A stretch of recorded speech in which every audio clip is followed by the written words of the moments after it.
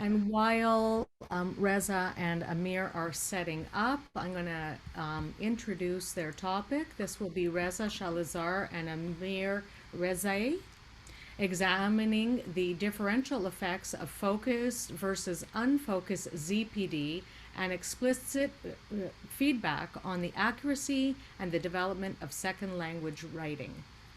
Yes. And I see that you're on there, and you just might want to go to presentation Yes. view.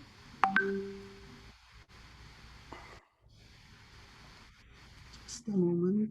Slideshow. Yeah. Okay. On So the this is. hold on, just Can fix I it. start? 1 more minute. Put it in The show mode, yeah. Yeah. bottom right. Yeah. Hamid, can you hear me? Yeah. Yes. Yeah, go ahead. Yeah. All right. Here, Reza. I'm in home.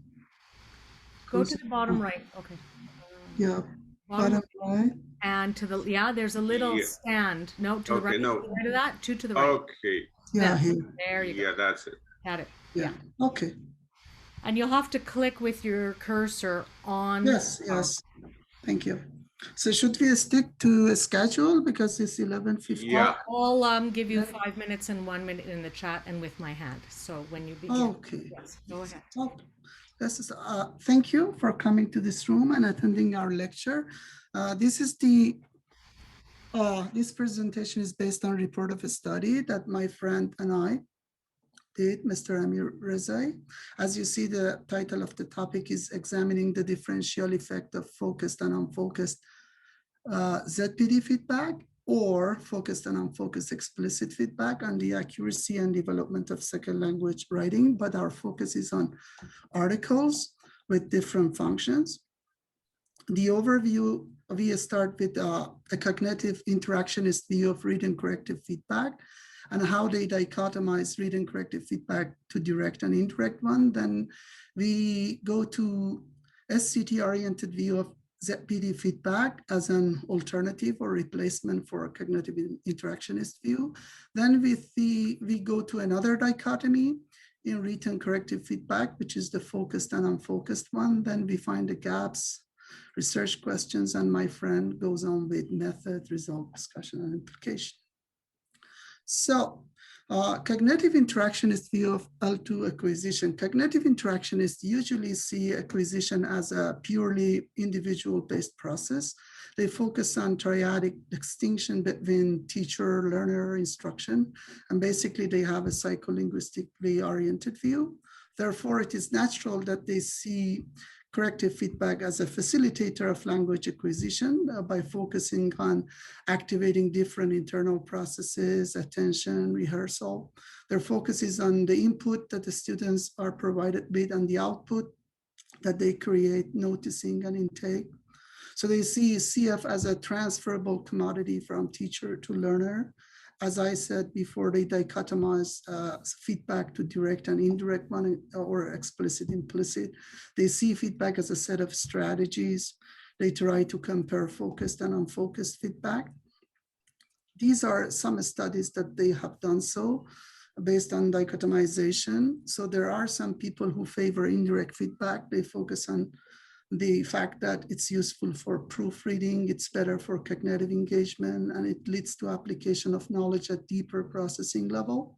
And it's more suitable for advanced level students or for giving feedback on grammatical errors, which are more treatable and transparent. On the other hand, the people who favor direct feedback say that this direct feedback is immediate and ambiguous, gives you immediate and unambiguous information. And then it's less confusing for elementary level students who might not have a metalinguistic awareness or might not be aware of various codings. Also, it works better with lexical errors because every time the errors are new and innovative, so you cannot depend on the previous feedback. But basically, there are a lot of mediating factors when we want to talk about corrective feedback. The goal, of course, is important. Generally, we can say the researchers who are more oriented towards second language writing prefer indirect feedback, and those who are looking at corrective feedback from second language acquisition view generally favor direct feedback. These are some studies that either fail to show differentiation between these two types of feedback or favor direct feedback, indirect feedback. There are different reasons for these inconsistencies in the results. Some researchers point out research methodologies, elicitation, times of treatment, and other factors related to inconsistencies in methodology. However, SCT-oriented, socioculturally oriented researchers said that it might be better to focus on a new method like sociocultural theory, which doesn't dichotomize the feedback, and then it's more based on interaction as a replacement for cognitive interactionist view to see that whether inconsistencies can be resolved. So sociocultural view, socioculturalists usually, when they want to talk about L2 development, they focus on dialogicality, ZPD, the difference between what a learner can do independently and what he can do under assistance of a more knowledgeable other. They focus on scaffolding, interaction, and how to help students to move from other regulation, which is dependence on other, to self-regulation, depending on themselves, fine-tuning support of expert based on responsivity and contribution of the novice to the moment-by-moment contribution that they do to the negotiation. These are the things that they talk. So basically, they look at corrective feedback as a mediational means that should be internalized during a bidirectional negotiation. The feedback they give is developmentally oriented and is somehow more in line with Penniman's idea too in cognitive interactionist view. They do not focus on dichotomization of the feedback because they believe that it might lead to over-assistance or under-assistance of learners. And then they have three basic mechanisms for corrective feedback: graduation, moving from implicit to explicit; contingency, give feedback when it is required and remove it as soon as possible when it is not; collaboration. And yeah, these are the three things they focus on.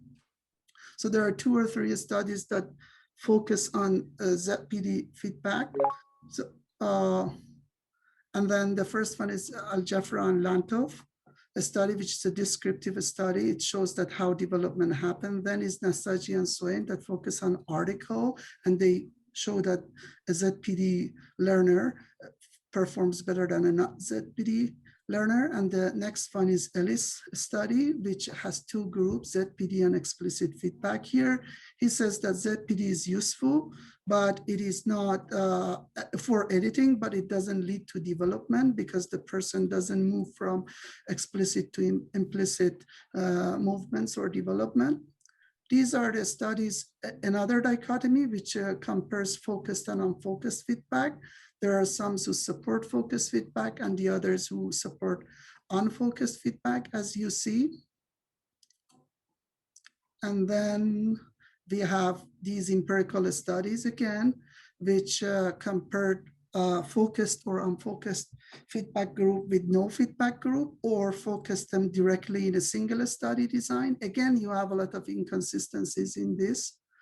So we find the research gap. First, few studies focused on comparing ZPD and explicit feedback, and then the few studies compared focused on unfocused feedback, and they usually focused on mechanical features like article. My friend explains it. And then no study compared focused and unfocused ZPD feedback. Thank you. Amir? Thank you. Hamid, can you give me access to, I want to share my screen and continue from this part, if it is okay. Can you hear me? Amir, you should already be able to share. It's not saying you are. Okay. Yeah. Oh, let me see that this will stop others. Okay, continue. Oh, let me see. Yeah. All right. I think you can see my screen, right? Yeah, and just put it into presentation mode. All right. Sure. Right. Well, thank you, Sam. Let me see. All right. Yeah, thank you, Sam. So in order to address the gaps that Reza mentioned, The following research questions were proposed. The first one is, what is the differential effect of ZPD feedback and explicit feedback on the accuracy of L2 writing? And the second research question is, what is the differential effect of focused and unfocused ZPD feedback on the development of L2 writing? So in order to understand, the differential effect of, ZPD feedback versus explicit feedback, we use a measure of, I don't know how to remove the, just give me a second, sorry. Oh, yeah. So for comparing explicit and ZPD feedback, we use the measure of accuracy and operationalize it as reduction in the number of the errors across different conferences or different sessions. And for comparing focused and unfocused ZPD feedback, we actually used development, which was based on the results of qualitative analysis of the interaction or negotiation between the tutor and the learners. And we operationalized development as shift in the quality of the feedback from explicit to implicit. So in other words, amount of assistance, assistance required by the learner. And also dynamicity, that means, fluctuation in progress. I will explain it, further just in a minute. Okay, I want to move to the next slide. I don't know. Sorry. Yep. All right. Yeah. So for the purpose of this study, we recruited 4 participants. All of them were newcomers to Canada, and they in terms of level of proficiency, they were lower level learners.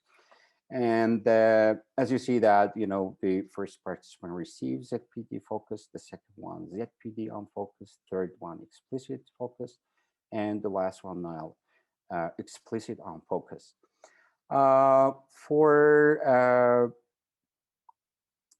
And for the linguistic target that we selected for for the focused ZPD and explicit feedback were articles.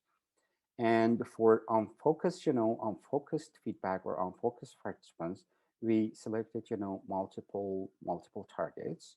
And as you see, S subject verb agreement, tense, parallel structures, and plus articles. And this selection was based on the common errors made by the participants in their first writing. But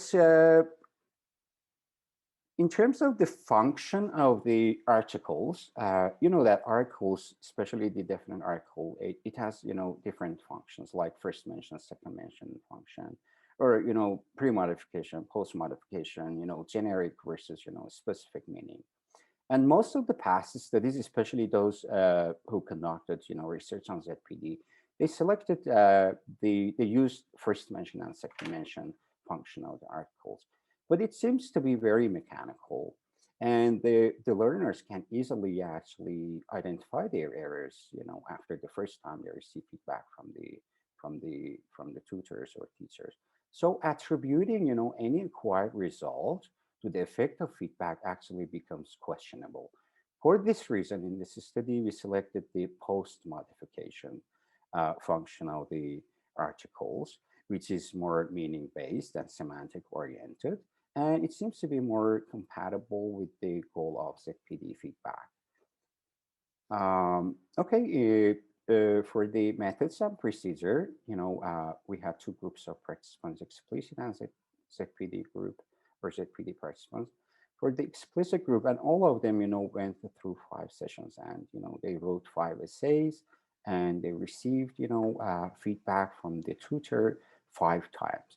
For the explicit, participants, simply, the teacher identified their errors and immediately provided the correct form without any negotiation. And sometimes, but the teacher provided some metalinguistic information. But ZPD, feedback was more scaffolded, meaning that the teacher did not, immediately provide the correct form, and gave the chance to the participant to self-edit first.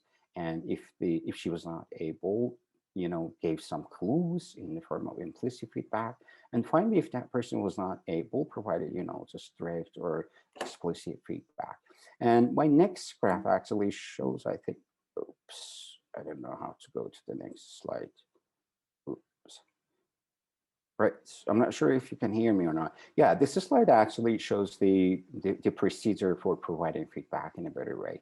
As you see, the final goal, we should remember that the final goal of ZPD feedback or scaffolded feedback is self-regulation. So teachers, do everything in order to make students self-regulated.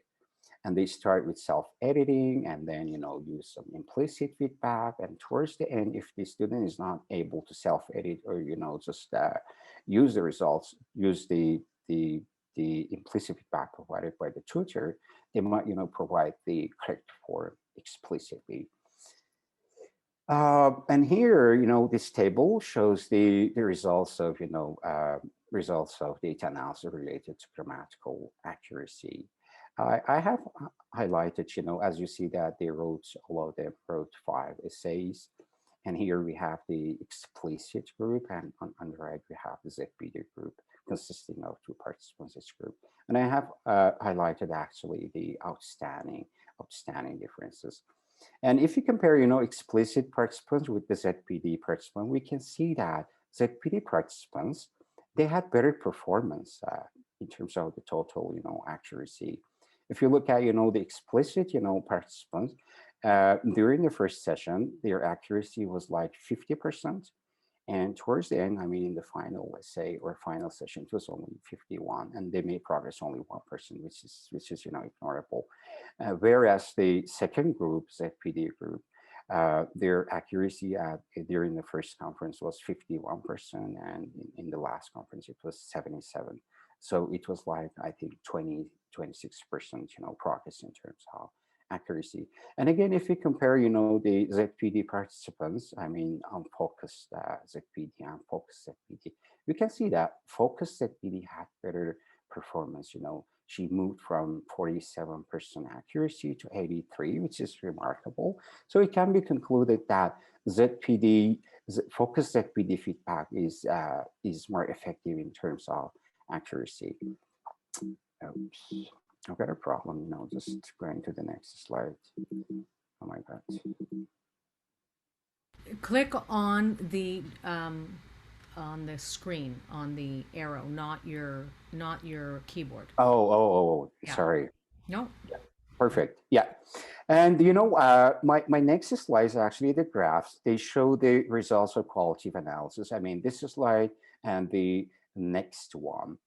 And these results actually were required by analyzing the interaction or negotiation between the tutor and those participants who received ZPD feedback, either in focus form or unfocused form.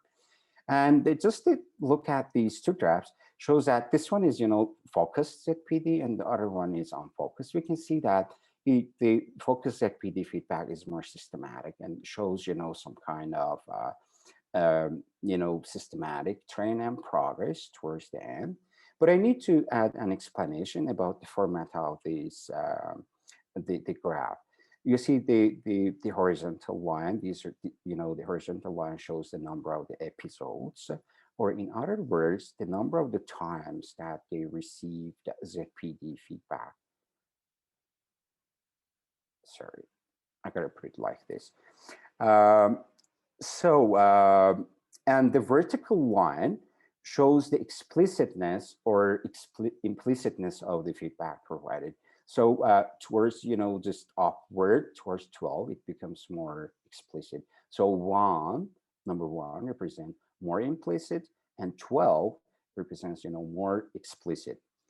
And you see that, the lines actually show the number of the conferences, and this participant focused ZPD Melody received, receives ZPD feedback during 5 conferences.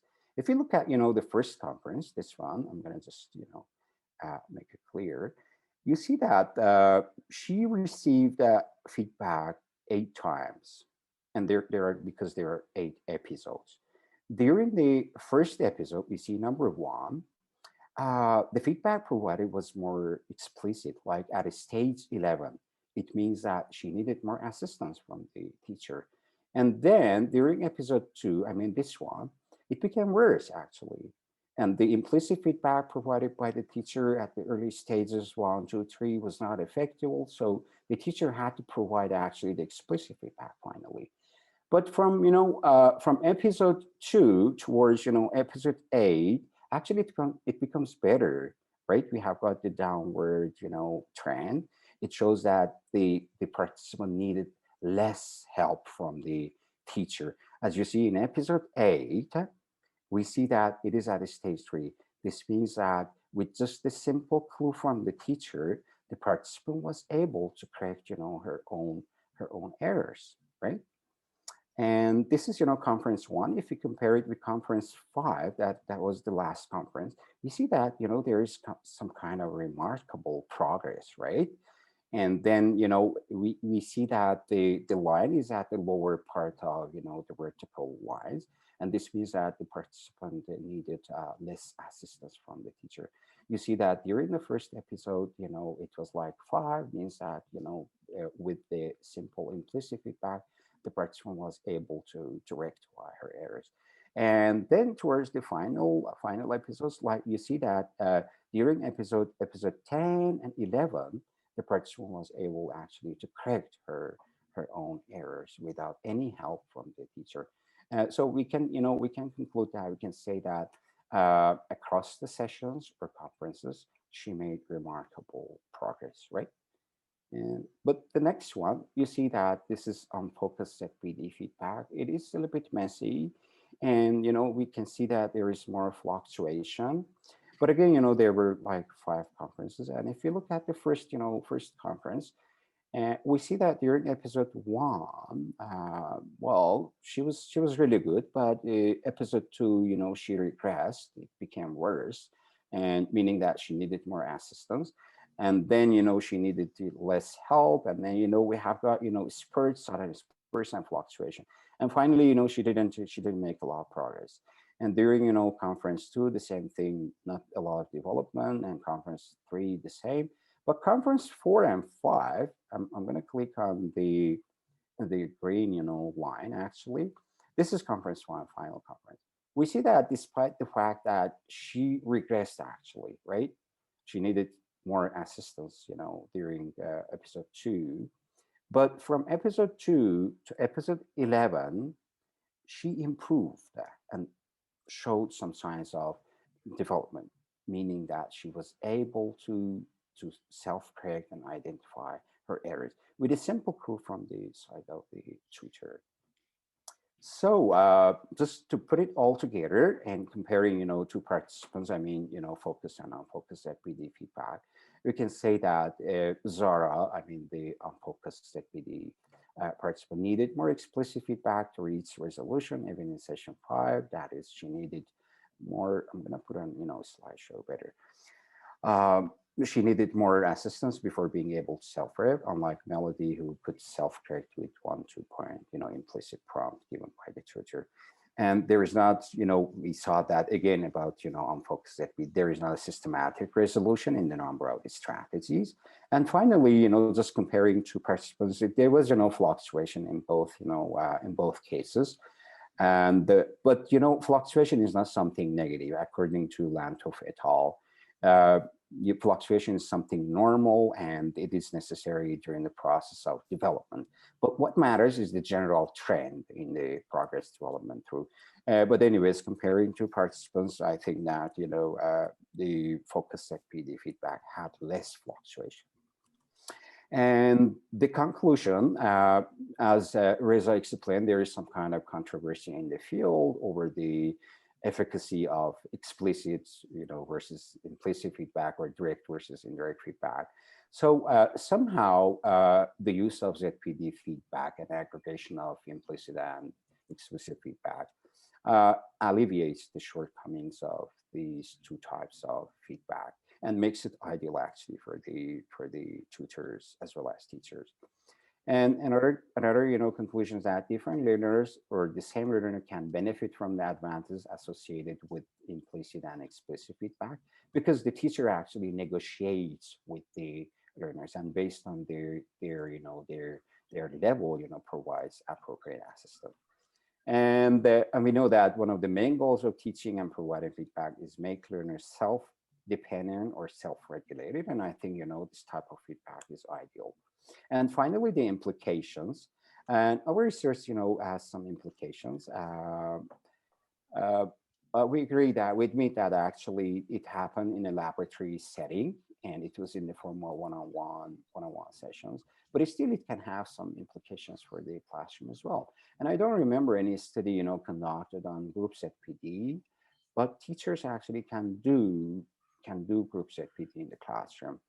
They can, for example, they can identify the common areas of the students in a class, and then they can just show it on the board and go through the procedure of ZPD feedback, and just ask the students to do some kind of self-editing as a group, and then scaffold them so that they can identify and rectify the common errors. And the second implication actually relates to the writing centers. We know that most of the universities nowadays and colleges, they have the writing center. Sorry, Amir, for interrupting you. Sorry, because you're running out of time. Okay. Yeah, just one slide. It is my last slide. Sorry, yeah. Yeah, sorry. Thank you for reminding. So we know that it can also have some implications for the writing centers, which provide some kind of support to their learners.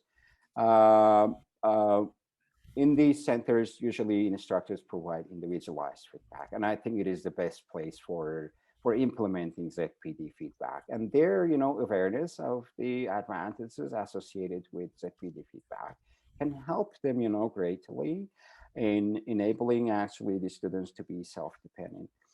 And finally, it has also some implications for the learners themselves. We know that learners' agency is very important, and by asking the students to self-edit and encouraging them to do some self-discovery instead of providing the correct form immediately, would somehow empower the learners and would make them somehow invest in future writing more. Well, thank you, and these are references. Sorry, just